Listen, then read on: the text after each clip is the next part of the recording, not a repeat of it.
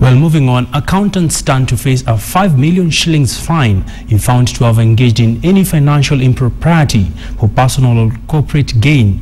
Proposals to the Accountants Amendment Bill go ahead to set stiffer penalties, which further propose that any accountant found culpable risks having their practicing license revoked for 10 years. The push to have punitive penalties comes on the back of rising cases of fraud in companies, according to the Institute of Certified Public Accountants, ISPAC.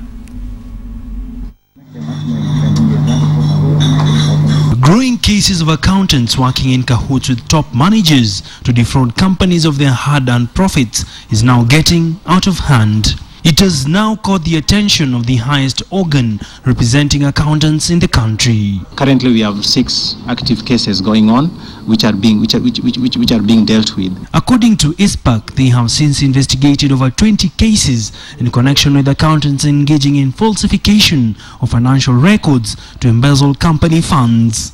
If you are found to have breached a professional code of conduct, there is a penalty that is being proposed for 5 million, that you will be fined for 5 million, and there's a possibility of actually your membership being revoked for a maximum period of 10 years. Your membership or your practicing certificate, so that you actually don't practice. In other words, you run out of business. The changing tide and hard economic times have been cited among the reasons as to why accountants are increasingly becoming vulnerable to financial impropriety.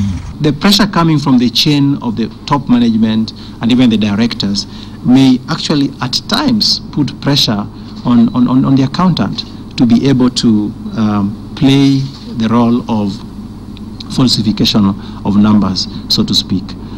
As per the proposed Accountants Amendment Bill, audit companies that are implicated in having falsified books of accounts stand to lose 5% of the revenue as part of the measures being mooted to stem the financial misconduct among accountants.